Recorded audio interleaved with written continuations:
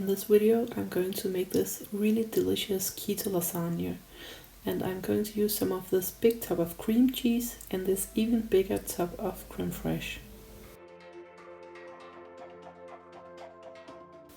I'm also using some of these eggs from my own hens. And the first thing that I'm making here is the lasagna sheets, or the pasta part of this. So I'm going to put in all of these eggs, some of the cream cheese, some psyllium husk powder. I'm also putting in some oregano just for the flavor and a little bit of salt. And then I'm going to blend all of this up so it's a really nice texture and a lot more even in texture than it is now. So you can see just how smooth it is. This makes it a lot easier when I'm pouring it out onto my baking sheets. And I'm going to make 3 large lasagna noodles. I'm trying to pour the exact same amount on each of my baking sheets, and I'm distributing it out to all of the space here, just so that it will get really flat and as even as it's possible. And then they are going into the oven, and I will link the recipe down below. And now onto the fillings. I'm going to use some of my homemade garlic scape pesto, and I also have some onions from my freezer that I'm going to fry up. Then I have different kinds of meat. The first one is some pork, and the second one here is some beef. I also have some frozen spinach and some carrots and some more beef. And first off, I'm putting in some tallow to the onions, and I'm going to fry them. And I'll have also these garlics that I'm going to mince up and put into with the onions to fry these up as well. I'm going to make 2 different layers, so one with the meat sauce and one like a ricotta but with the cream cheese and creme fraiche instead. And now my lasagna noodles are ready to come out of the oven. I'm also putting the garlic into the onions now. They don't need as much frying as the onions. I have this little piece of pink banana pumpkin, so I'm going to use a little of this. If you are not sure about the amounts of carbs, you can just leave out some of the veggies. But I'm making more than 20 portions out of this recipe, so there won't be a lot of carbs in every serving size. And the pumpkin is going into the onions, and I'm frying these up as well so that they can get nice and tender. The frozen spinach is almost thawed, but I'm going to press out as much water as I can. I have some of my homemade tomato sauce that I'll put into this pot and just stir it around. Now I have some more garlic tubs that I'm going to use for this ricotta-like filling. I'm also putting in some of this freshly minced garlic, and I'm putting my shredded carrots into the pot with the other vegetables and the tomato sauce. You can just season it like you want. I'm putting in some salt and pepper and some other kinds of spices, but I have different layers, so different spices in each of them. Now I'm on to that other layer where I have some of those garlic tubs and garlic, and I'm putting in some cream cheese, the creme fraiche, salt, oregano, thyme, rosemary, some garlic powder, onion powder, some basil. And now I'm putting in some of my eggs.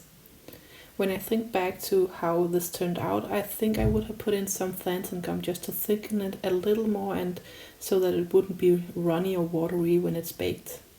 I'm also putting in some shredded cheese, and as you saw, I just blended it all up with my immersion blender. Now onto that other vegetable sauce. I'm taking that out of my pot because now I'm going to fry up all of my meat. So I'm just starting with those 2 smaller packages and frying them before the big one.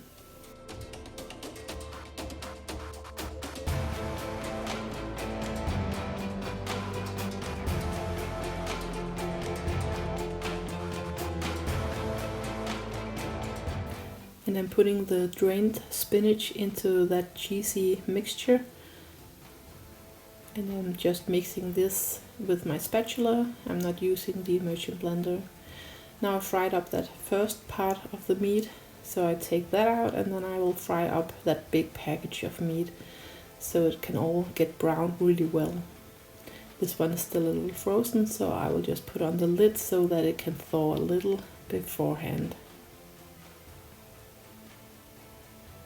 This is some of that garlic scape pesto that I'm also putting into my cheese mixture. And into my meat I'm pouring another jar of my homemade tomato sauce, and I also have this passata that I'm using for this one. And now I'm just combining everything into the pot. All the things are fried up now, so then I can just mix it, and I have all of the veggies, the tomato sauce, the spices and all of the meat. Then I'm going to cut out my lasagna sheets here so that they will fit into the baking sheet that I'm going to use. I'm planning on making 3 big lasagnas, but I will also have some extra for some smaller ones. So this is so clever to do it this way. So this will just fit down into this mold, and I don't have to use regular lasagna plates that will break off, and it's really hard to make them fit. So this is just so easy. Now I'm taking some of this meat and vegetable sauce and placing it into all of these pans, and I'm going to put on my cheese mixture and so on until they are filled up.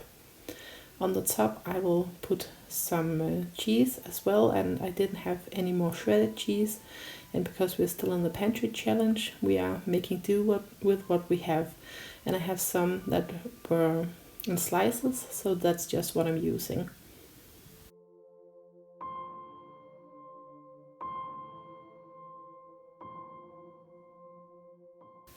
And now the 3 big ones are done, and I still have all of this meat and vegetable sauce and all of this of the cheese sauce. So I was also making these 2 smaller lasagnas and putting cheese on top of them, and then I'm just packaging them up so they're ready for the freezer.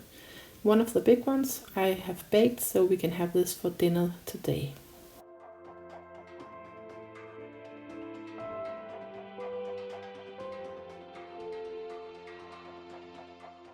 And they're really easy to portion out because of the kind of cheese that I put on top. So every sheet of cheese is 1 portion. And this is just how it looks. Really delicious and a lot of flavor. And as mentioned, you can just flavor it the way you want. If you want some more spices, just put those in.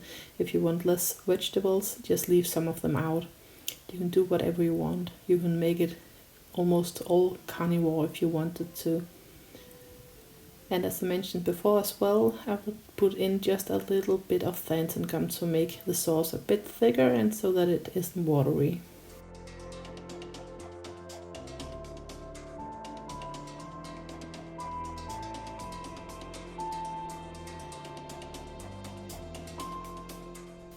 I also made this garlic dressing that I'm putting on top so that we have a little more flavor. And I had that big tub of creme fraiche, so I just used some of that to this one as well.